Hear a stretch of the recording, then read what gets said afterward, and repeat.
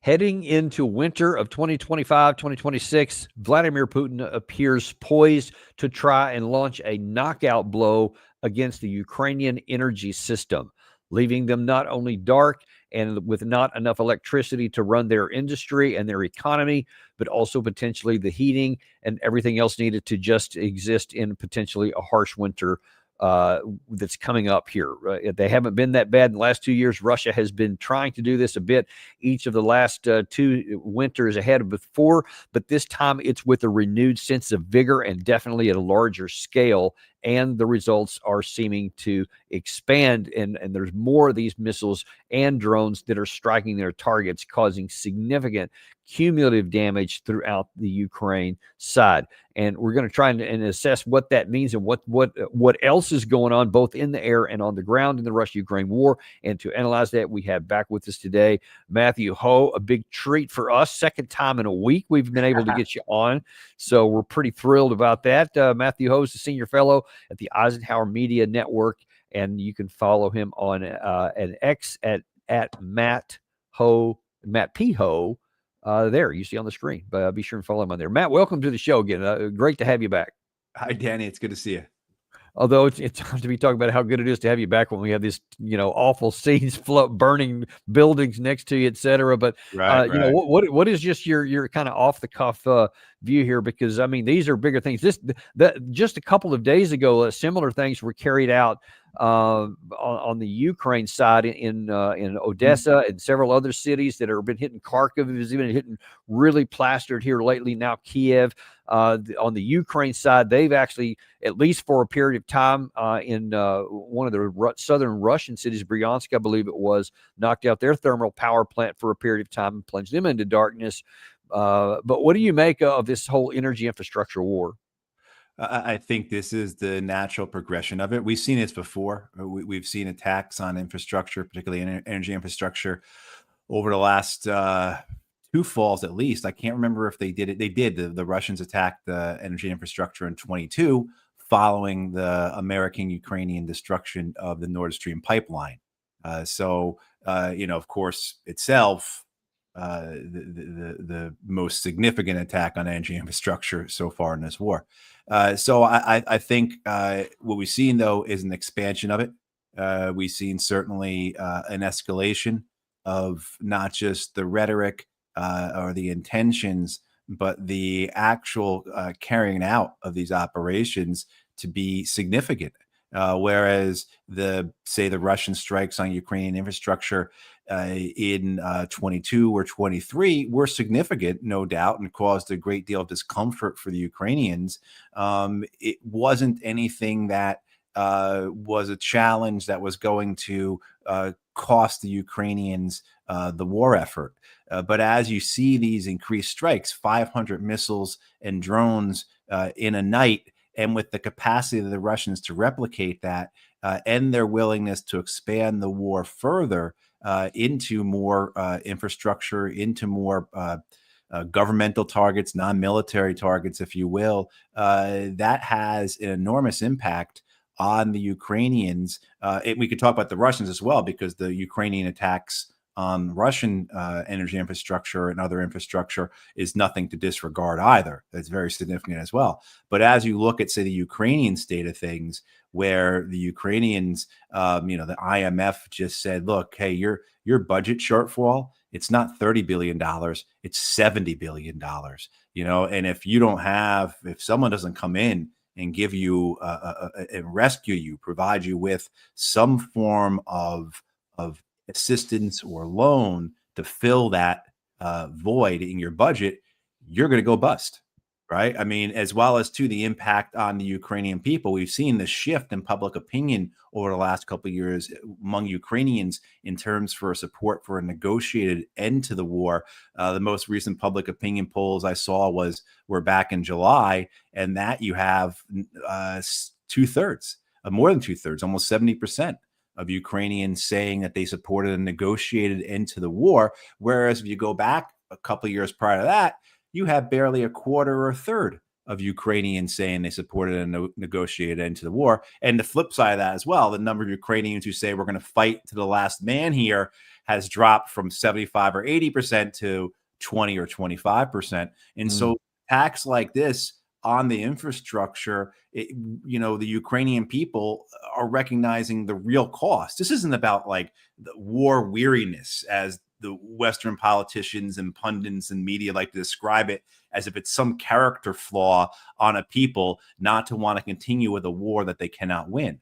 On the other side of it, though, for the Russians, these attacks on the energy infrastructure, even though they're are limited in terms of how many drones and missiles the Ukrainians can send into Russia, they are significant as well, too. I mean, you're seeing varied reports of the effect, say, on gasoline supply in Russia. And I know some people say those are exaggerated, but, it's real, though, that they have hit,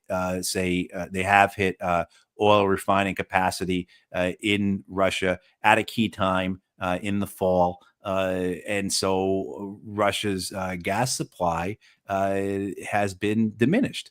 And so the impact on the Russian people, and this is just an adage, I think. But yeah, I want to camp out on that for a second, because I think that there is potentially, like your view on this, a difference in the impact and the result of the pressure on the two separate populations, Ukraine and in Russia, where I think, and you just talked about the poll numbers dropping and changing on the Ukraine side, wanting just thing to be over with. On the Russian side, it almost seems like it's having the opposite effect, right? That it's stealing their resolve to actually press further. As a matter of fact, we had Gilbert Doctorow on a couple of days ago, and he says, from watching a lot of the Russian media, he said, if anything, they're more angry at Putin for not going harder. Not that they're saying, hey, we want this war to end, but they want to press it forward to a victory. How do you see it? Yeah, that's one of the great misunderstandings of many misunderstandings or inaccuracies, or just falsities of this war, is that somehow Putin is one, that he is the only decision maker in all of this. I mean, he certainly is at the top. He is, authoritative in many ways. But the fact that there aren't other voices that are important in Russia is ludicrous. And to your point, Danny, and as Gilbert said, when you look at the voices on this in Russia, Putin comes across as a moderate. I mean, the pressure on him, is coming from his right. It's from hardliners. It's from people who are saying, you're not doing enough. You're not being strong enough. You're putting us into a bad position here by not finishing this war sooner, et cetera, et cetera, et cetera. I mean, there is always a consequence to foreign war. There's always is. I mean, whether it appears now or appears like in the future in some unforeseen or unexpected manner, there are consequences to foreign wars. But you also have this war being a popular war. And so where I see the danger with this going is the hope that it gives the Europeans and many Americans, that if we keep hammering at this, they look at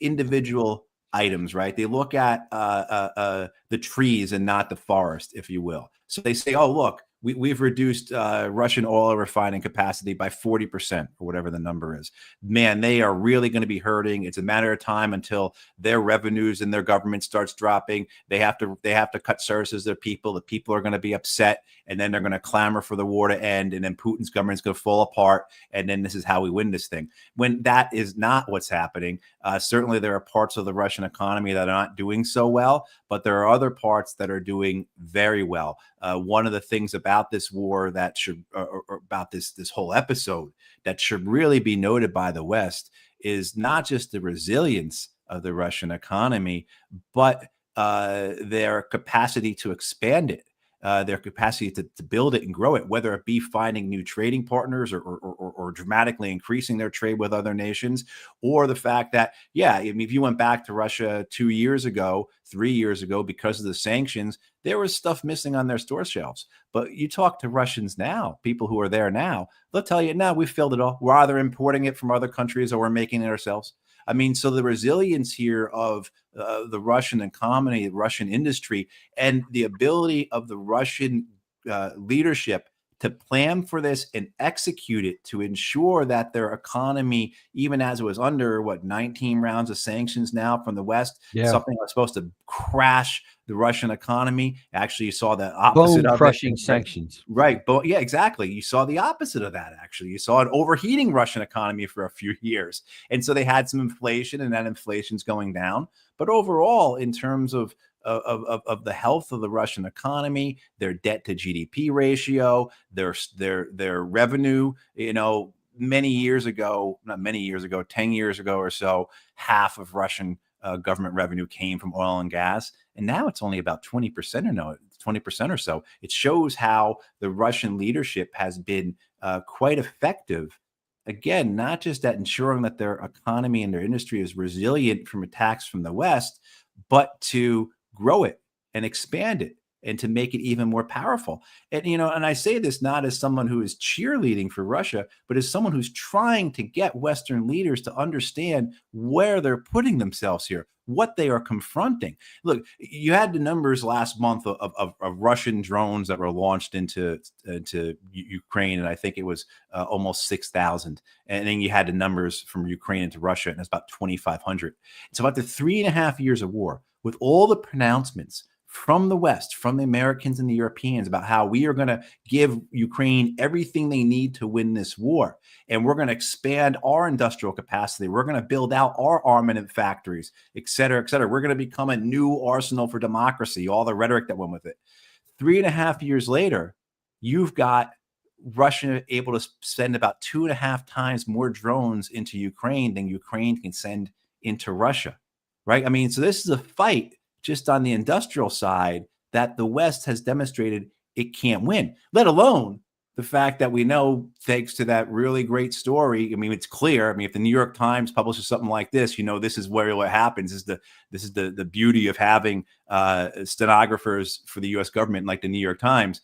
So, right. I mean, so that we know, because you and I, we could say 2 years ago, 3 years ago, the American generals are the ones who are waging this war, not the Ukrainian generals. And people are like, okay, yeah, whatever, Ho, whatever, Davis. But when the Times, as they did back in March or April this year, published that massive story on how particularly, say, the Ukrainian offensive of 23 was led by American officers in Wiesbaden, Germany.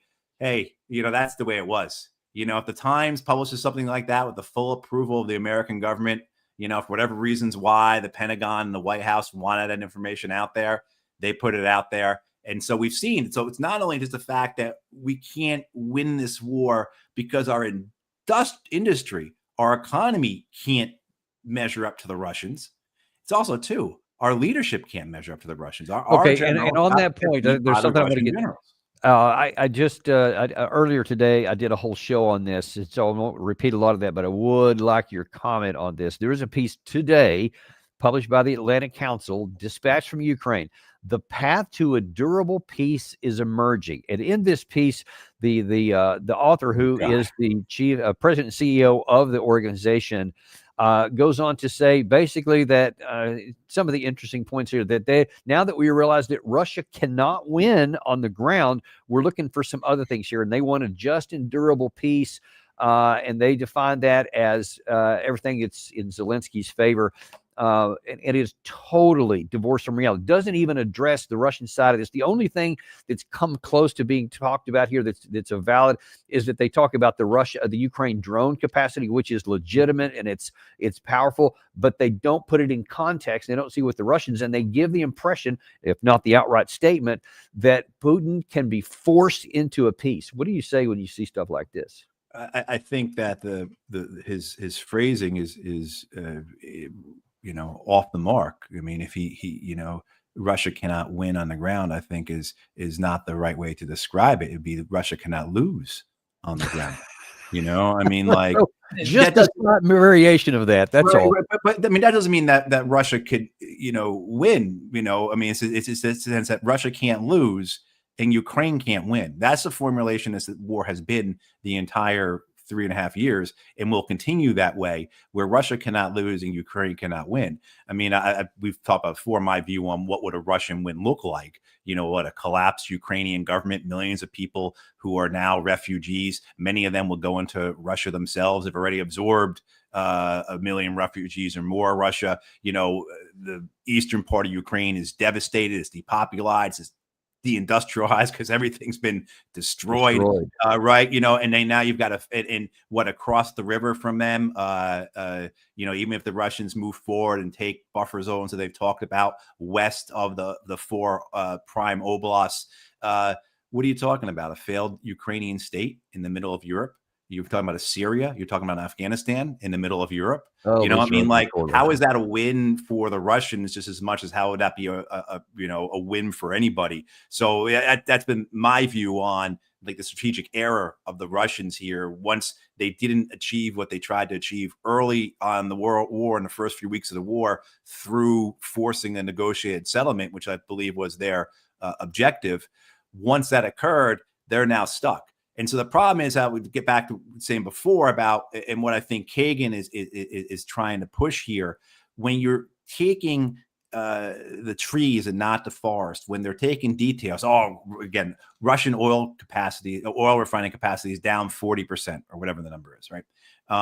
They're taking that and they're running with it. And they're saying, look, this is working. This war is working. As you said, he's pointing to Ukraine's expanded drone production capabilities. As you said, very true. It's significant. It causes a lot of difficulties for the Russians on tactical and operational levels. But it's not taken or understood in the overall context of the war, especially what are the Russians doing? How else is their economy behaving? What does the Russian population see this war? Where is public opinion in Russia on this war? And what type of pressure is being put onto Putin? It's completely the opposite of the way Kagan and others are describing the circumstances.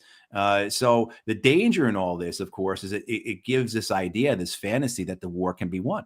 And I think certainly the war can be continued.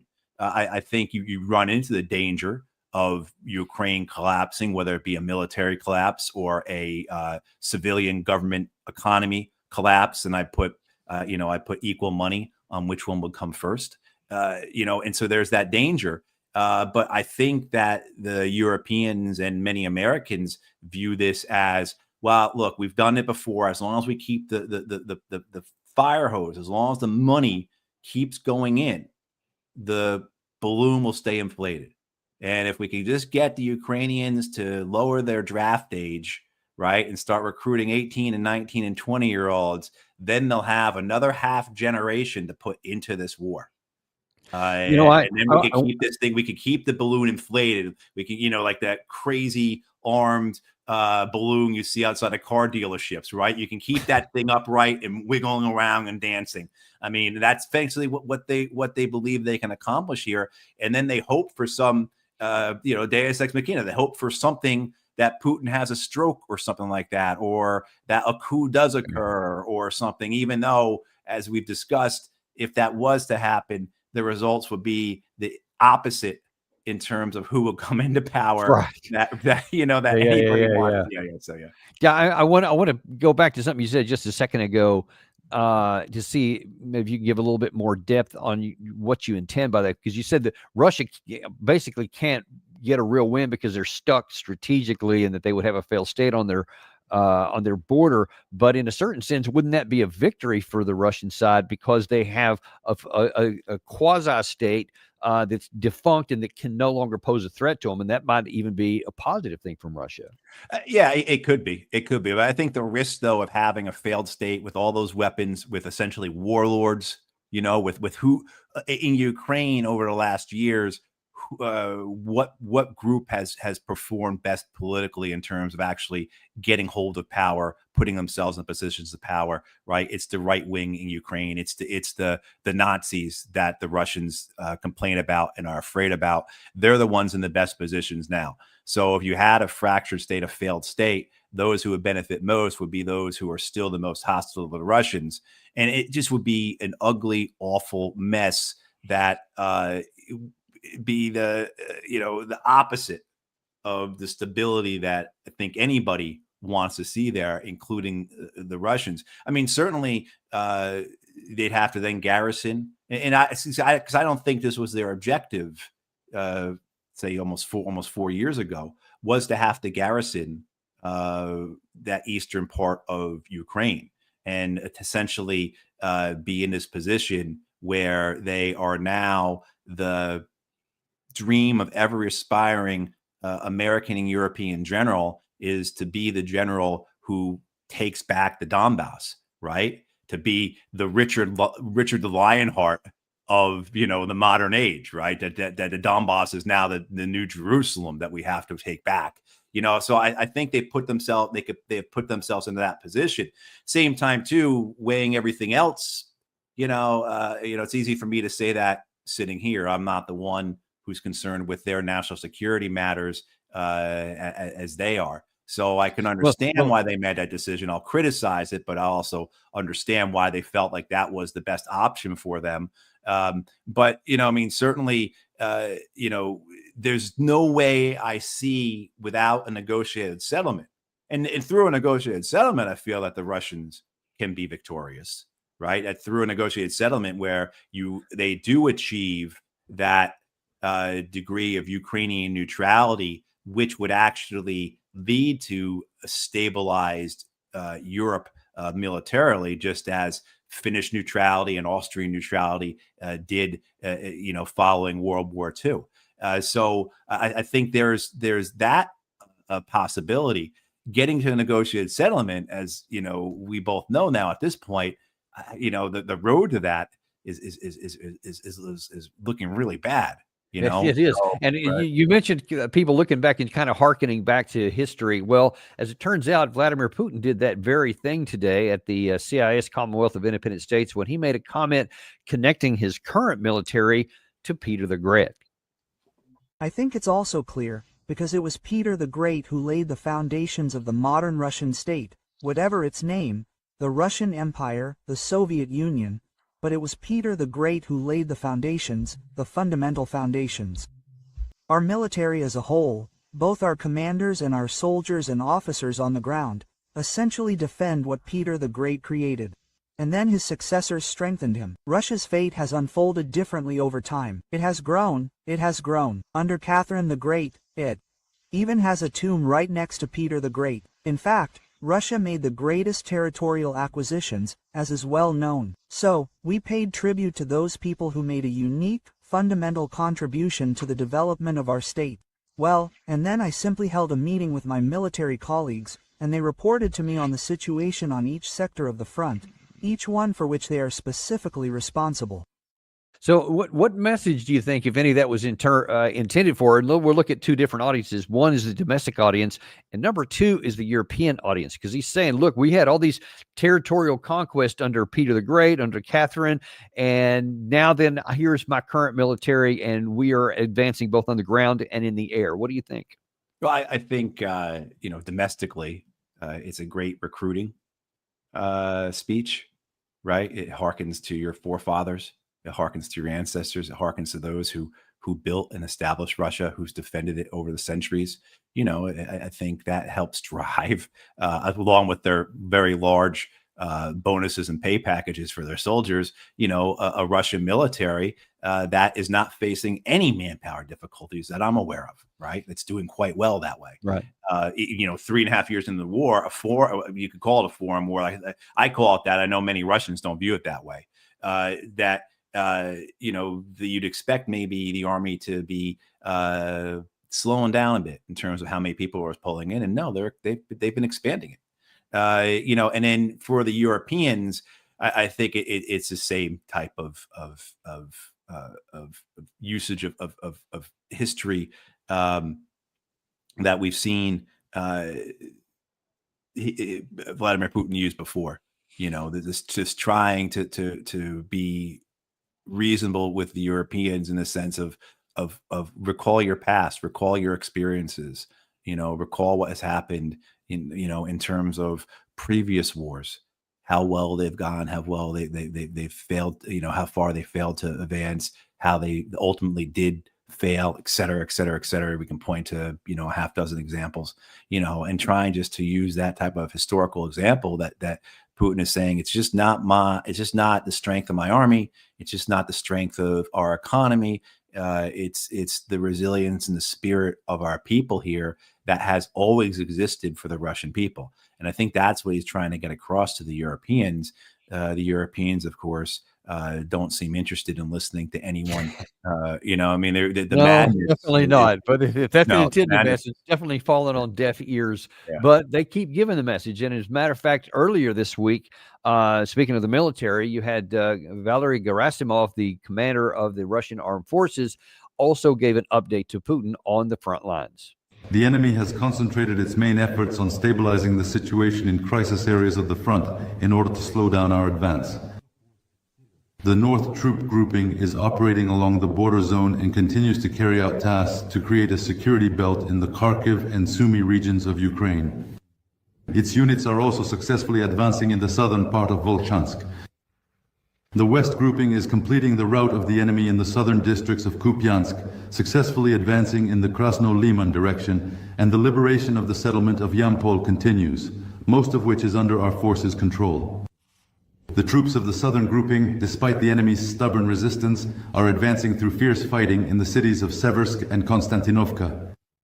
And by the way, for all those who may have wondered, Gerasimov was not suddenly speaking English. That is AI translation, which has remarkable technological capabilities where they actually change the movements of his mouth to match the English words. Pretty remarkable stuff there. But the bigger issue there, look, he's not wrong. And when you take a look at the current battle map of today, I mean, you see the stuff that he's saying there, it's valid. It's on the map. I mean, it continues to move to the west. Ukraine continues to lose men. Unlike the Russians, which you just pointed out, they don't have a pipeline, no matter stealing people off the ground or troops or money, anything else, which they do try some of that. They don't have enough manpower. So whether you're talking about in the air that we started off here or on the ground, I don't see any path to continue having this fantasy like the Atlantic Council did, that there's going to be some positive outcome for the Ukraine side. No. I mean, best case for the Ukrainians is that they're able to hold on, again, because of the infusion of money and armaments from the West, and those are both doubtful. I'm trying to understand the discussions in Brussels or that, in say New York or the White House among the Americans who think that there is a path forward here. The best case I can estimate is that Ukraine hangs on, and they slowly lose land, and that it's not dramatic and it takes another year and a half or whatever for the rest of Donetsk to be seized or something, like that's the best case. And that is the best case, and, the failure of, I think, the West to understand the Russians' goals and objectives in this, that it was never about the conquest of all of Ukraine. Again, it was about Russia's national security interests, as well as it changes in 2022, taking the four provinces or oblasts of eastern Ukraine, and that's it. So, yeah, I don't understand this idea of a pathway forward, where they think it's going to come from. The fact that it continues to be spoken about in a way that receives attention, that entire conferences are centered around it. I just was reading about the IMF report from a month or so ago that details the state of the Ukrainian economy, the state of Ukrainian government finances. And again, they're going to be $70 billion short. That money has to come in, or else they'll go bankrupt and everything will crash. And you looked at the estimation that IMF have been using for the last few years.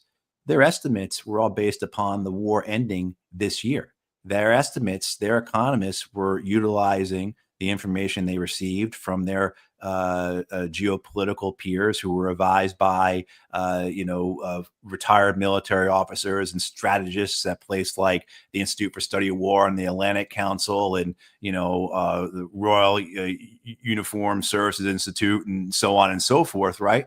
That the war would be over by 2025. By 2025, Ukraine would have won this war. So, I mean, and that's the analysis that informed the IMF's decisions on Ukrainian borrowing, right? That is the at the top level of the world monetary, economic, and financial order sits organizations like the IMF that make incredibly important decisions and then execute on those decisions based upon the fact that people like General Ben Hodges is saying the war is going to be over in 2025, or that Fred Kagan believes there is a pathway to win this war, that the Russians can't win on the ground or the Ukrainians can, et cetera, et cetera, et cetera.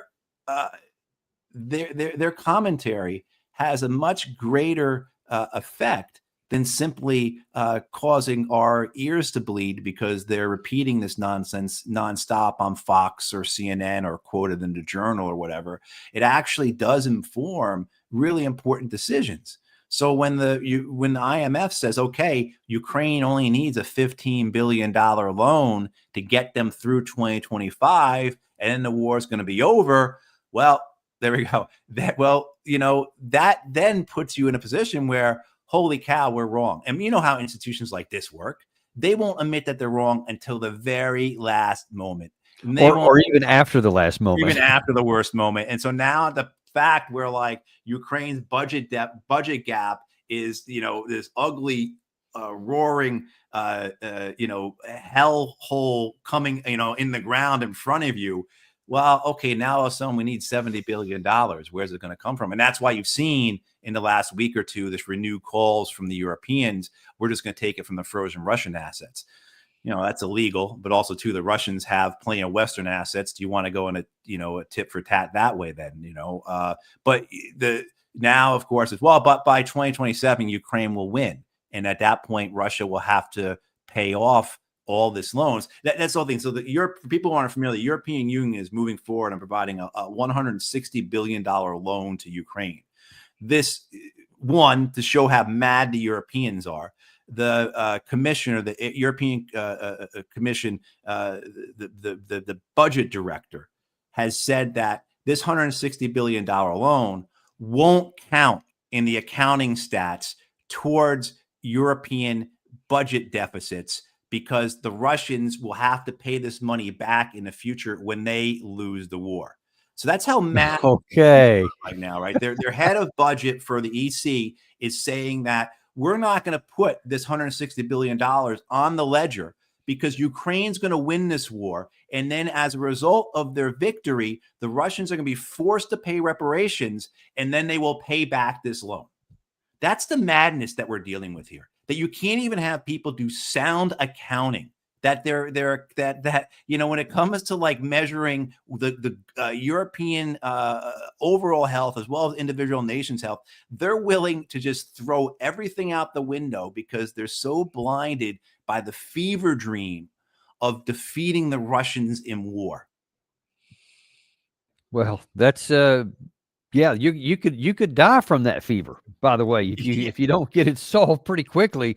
And certainly a lot of Ukrainians will die in all seriousness. Yeah, exactly. And they are dying. And a lot of Russians are dying. And the expansion of this war, you opened with the escalation on the attacks on energy infrastructure. And I think this is proving the point made by those who say, what, the Ukraine-Russia war is eventually going to resemble the Iran-Iraq war, where there won't be a lot of movement on the ground and neither side can deal a knockout punch. I'm not really so sure about that with the Ukrainians right now because of the state of their manpower issues with their army and also their economic health.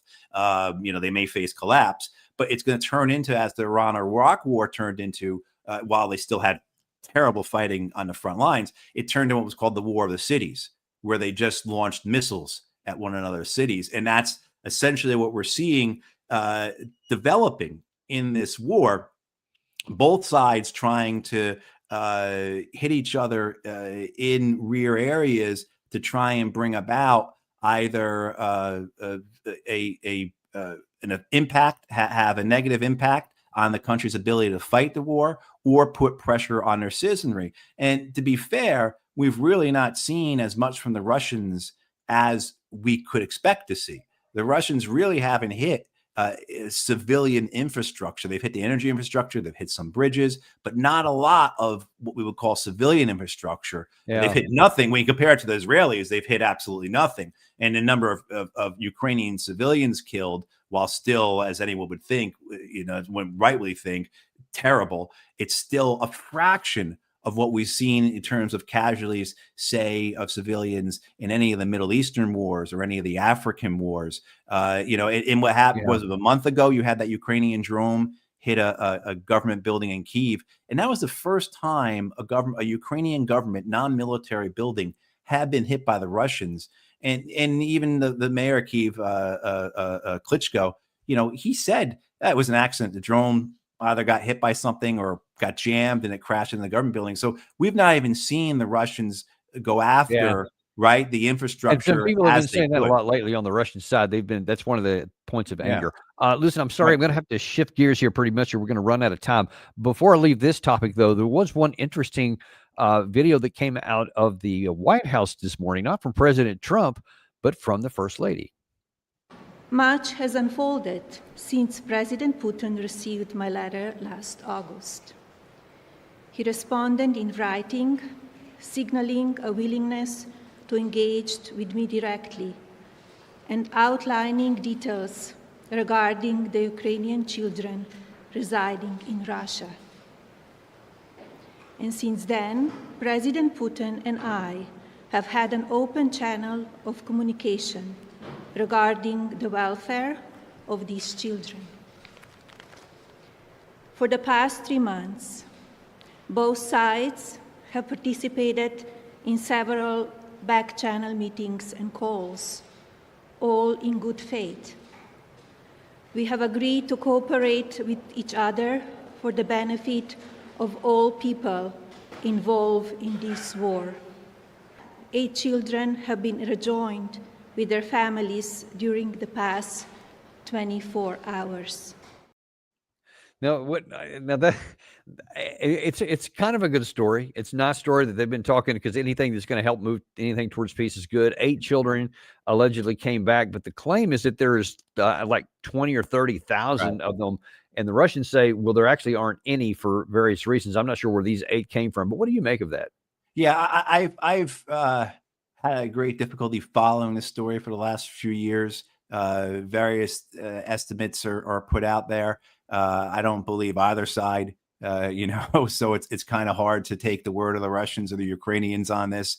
Certainly the consequences of war, you're going to have people separated, whether it was a planned kidnapping, abduction of tens of thousands of children by the Russians, or was something less sinister.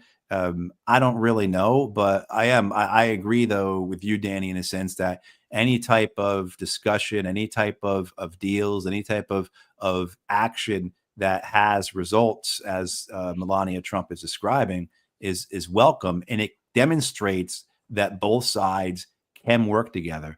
I mean, and this has been the point made over and over again. You can talk to the Russians. You don't have to like them, but you can negotiate with them. We've seen dozens of prisoner of war exchanges. We the Black Sea grain deal, which ultimately has fallen apart, but that held, for quite a while, right? I mean, and so in my reading of that is that it didn't fail. It wasn't the fault of the Russians that it failed. I mean, there are opportunities here that can be where good faith can be shown, where relationships can be established, and then those can be built upon to grow into negotiations. Particularly now, we're at this point where it seems that both sides are willing to walk away from negotiations. The comments from the Russian deputy foreign minister this week were very disappointing, understandable, but very disappointing. Sergei Ryabkov said that he felt that all the momentum from Alaska had been played out and was gone. Yeah. And even today, Vladimir Putin said about the New START treaty. He said, because he had offered a couple of weeks ago now, hey, let's extend this New START, because New START, the arms control deal that keeps Russian and U.S. Warheads capped at about 1,500 each. That's set to expire in February. And, the explosion, the arms race that's going to come from that. We're already in an arms race, but the explosion that's going to come from that is going to be massive. And Vladimir Putin a couple weeks ago said, let's extend it for another year. Yeah. And initially the White House said that sounds like a good idea. But as far as we know, the Americans in 2 weeks' time have not responded at all to the Russians. And the Russian president just today said, if they want to, that's great. But if they don't want to extend it, no big deal. We're building new weapons, lots of new weapons, and we're going to be okay. I mean, so this is a terrible spot where we may have had some very cautious hope. Several months ago. I think that's that's more or less going away. Yeah, I think that's the case. And speaking of things that are going away, let's hope that one of them in the Middle East is not an opportunity for peace. I don't want to let you get away without discussing the events of today, because the ceasefire has finally gone into effect. The Israeli cabinet did sign off last night on this, actually the early morning hours today. And at least as of right now, the peace is holding, and there's a plan for President Trump to be in Jerusalem on Monday, where a lot of these hostages are supposed to come back. He's going to present a presentation before the Knesset to kind of take a victory lap, etc. But we need to see where are we really at? What are the chances of peace here? And let me start off the conversation here with something that Netanyahu said earlier today, where he was kind of doing his own victory lap, and if I can say charitably, has an interesting take on history.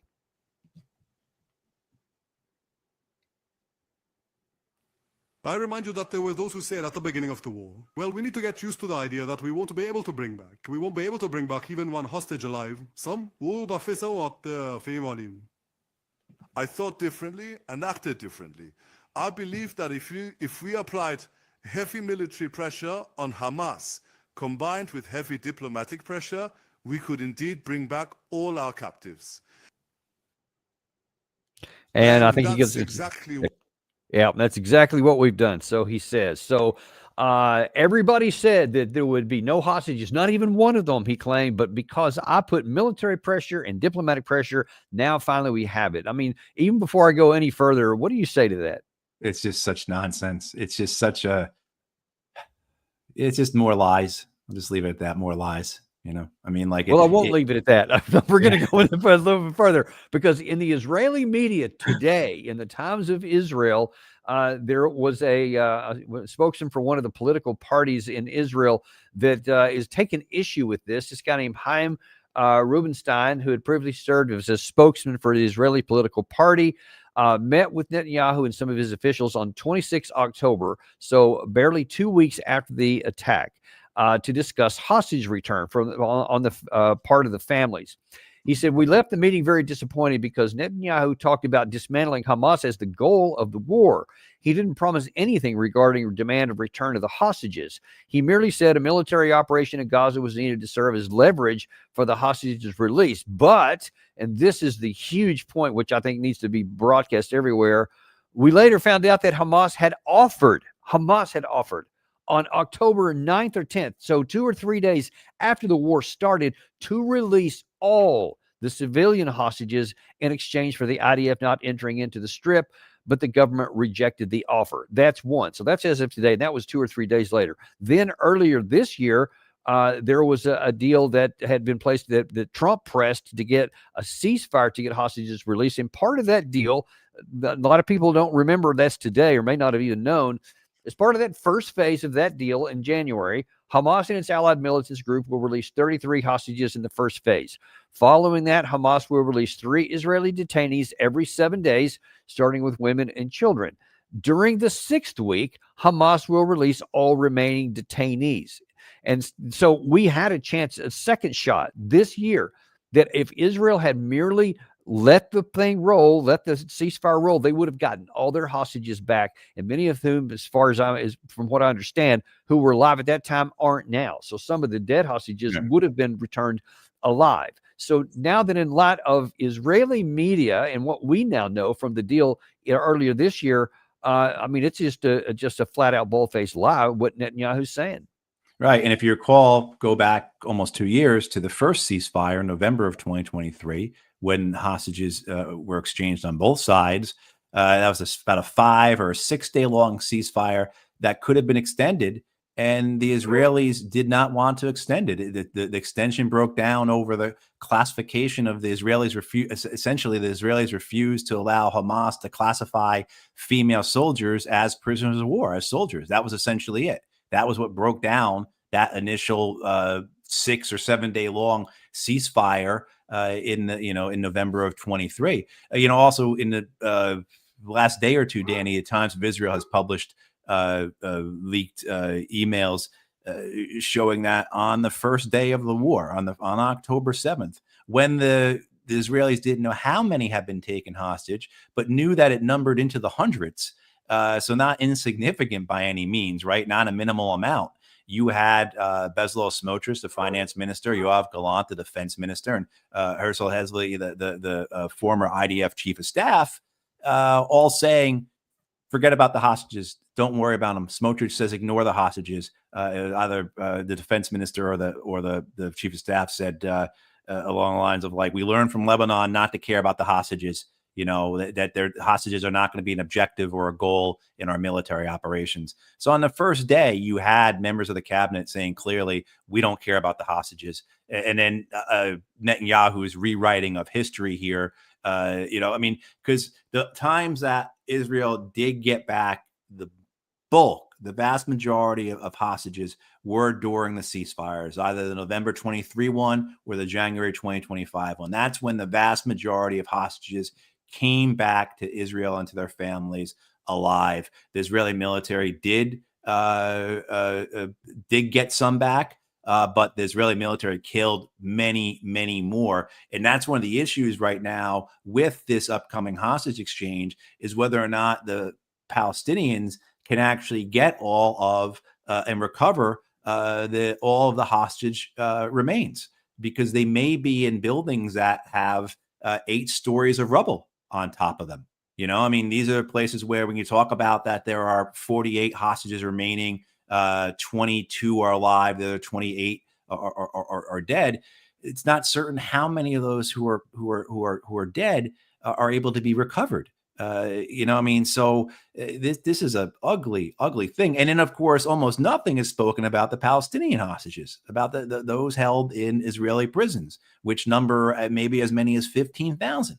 And we know because it's been documented, at least 78 Palestinians have been killed in Israeli prisons since October 7th, 2023. Oh, wow. And many of them tortured to death. Many of them, there's a documentation that some were essentially raped to death using metal bars or iron bars. They were raped to death. The ghastliness of this, the horror of this, most people in the United States have no conception of. And this is all well documented. This is documented by the United Nations. It's documented by the major international human rights organizations. It's documented by Israel's own human rights organization, B'Tselem.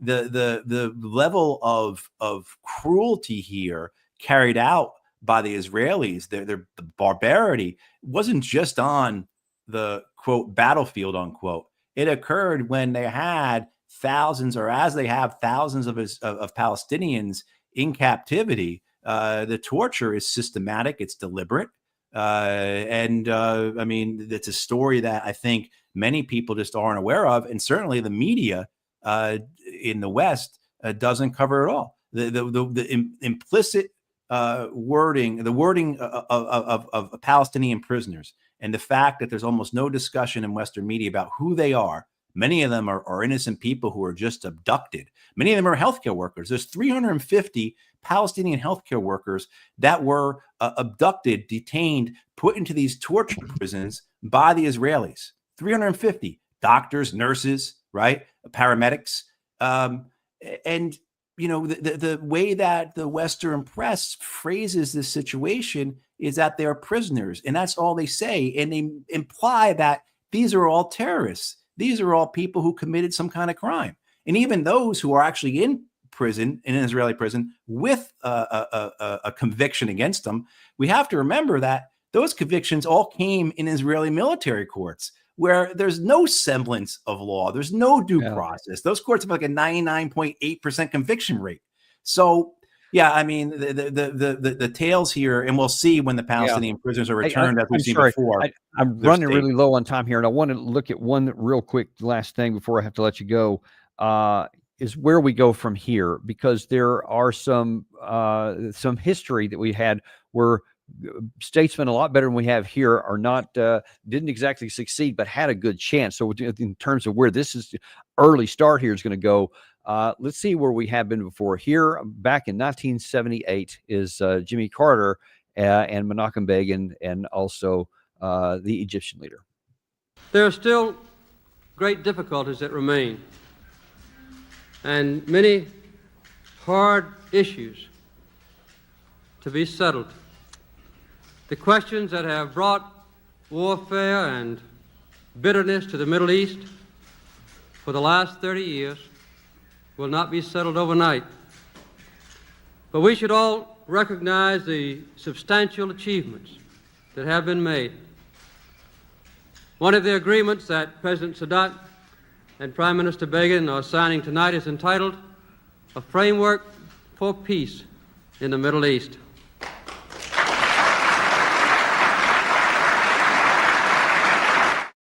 Yeah, so much hope for then, or the Clinton Oslo Accords, or any number of other things, and everything keeps falling apart. Where do we go from here? We just have to wait and see what happens. I think most of us have a very healthy skepticism. I wrote on my Substack what I think this will look like. It's incredibly cynical and very negative, but I have no reason to be anything other than that. I think at best case, if this deal holds, you have an immiserated Palestinian population that doesn't have sovereignty, and at best they receive the scraps of the Trump reconstruction effort, the construction of the Trump Riviera in Gaza. That whatever falls off the table from that's what the Palestinians will be able to possess. I think that's the best case. And of course, certainly worst case is that you either have some type of foreign imposed occupation on the Palestinians in Gaza, or Israel just goes right back to their genocide and ethnic cleansing, as they have done. The Israelis I think, are more than happy to pick up where they left off or to start over again. And we're seeing pictures today, videos today of Palestinians heading back to the north of Gaza. We saw those same pictures last January, and if need be, the Israelis will just start over again and push people back south as they need to. So I think the best case is really an awful case, but it's the one that there's a possibility for it now. And so, as you said to me earlier, any day that the bombs aren't falling on the Palestinian people and that aid is getting in. We haven't seen the aid coming yet, but I know the UN and other organizations are preparing for that. Any day to stop seeing children being slaughtered by bombs or starved to death, well, I think most of us will take that. Yeah, I will take every day. And just, the hope is that a lot of because what's different now than before was that there is a lot more international pressure and a lot less, even within the U.S. administration's, the Trump supporters, even there's been a shift there against a lot of this, this carnage that's been going on and ethnic cleansing, et cetera. So maybe that'll have some difference here. It remains to be seen, and we certainly hope that's the case. But in any case, we really appreciate you coming on today and providing us with such clarity, really, on both of these issues, both in the Russia-Ukraine situation, by just laying out the truth there, stark ways, and this situation here. So at least people are armed with the truth, and that's one of the things we love to bring about here, and love to have you on. Thank you very much. All right. Thank you, Danny. And we appreciate you guys too. Be sure and like and subscribe if you haven't on your way out. And I look forward to seeing you on the next episode of the Daniel Davis Deep Dive.